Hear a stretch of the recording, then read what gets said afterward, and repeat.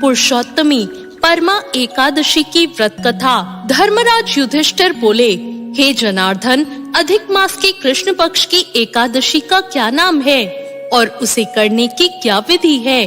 कृपा करके आप मुझे बताइए।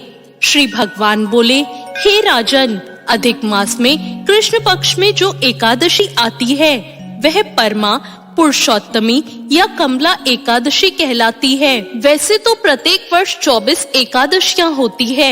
जब अधिक मास या मलमास आता है तब इनकी संख्या बढ़कर 26 हो जाती है।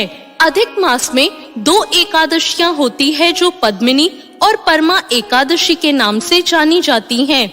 ऐसा श्री कृष्ण ने अर्जुन से कहा।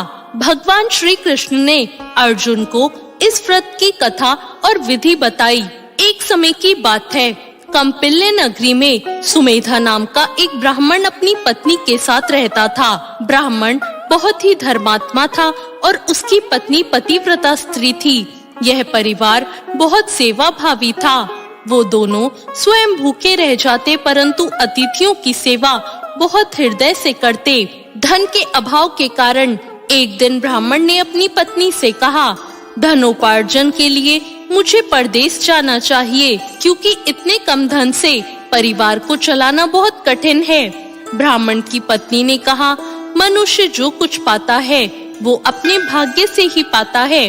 हमें पूर्व जन्म के कर्म के अनुसार और उसके फलस्वरूप ही गरीबी मिली है।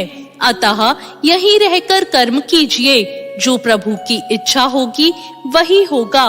पत्नी की बात ब्राह्मण को ठीक लगी और उसने परदेश जाने का विचार त्याग दिया। एक दिन संयोगवश कौटिल्य ऋषि उधर से गुजर रहे थे तो कौटिल्य ऋषि ब्राह्मण के घर भी पधारे। ऋषि कौटिल्य को अपने घर देखकर वो दोनों बहुत प्रसन्न हुए और उन्होंने ऋषि की खूब आवभगत की। उनकी सेवा भाव देखकर ऋषि काफी खुश हुए और पति पत्नी द्वारा गरीबी दूर करने का प्रश्न पूछने पर ऋषि ने उन्हें पुरुषोत्तम मास के कृष्ण पक्ष में आने वाली पुरुषोत्तमी एकादशी करने की प्रेरणा दी। व्रती को एकादशी के दिन स्नान करके भगवान विष्णु के समक्ष बैठकर हाथ में जल एवं फूल लेकर संकल्प करना चाहिए। इसके पश्चात भगवान की पूजा करनी चाहिए।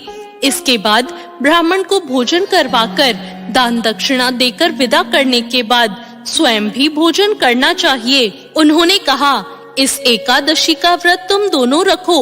यह एकादशी धन वैभव देती है और पापों का नाश कर उत्तम गति प्रदान करती है। धनाधिपति कुबेर ने भी इस एकादशी के व्रत का पालन किया था, जिससे प्रसन्न होकर भगवान भोलेनाथ ने उन्हें धनाध्यक्ष का पद प्रदान किया था। ऋषि की बात सुनकर वो दोनों आनंदित हो उठे और समय आने पर सुमेधा और उसकी पत्नी ने विधि पूर्वक इस एकादशी के व्रत को रखा, जिससे उनकी गरीबी दूर हो गई और पृथ्वी पर काफी वर्षों तक सुख भोगने के बाद वो पति पत्नी श्री विष्णु के उत्तम लोक को प्रस्थान कर गए।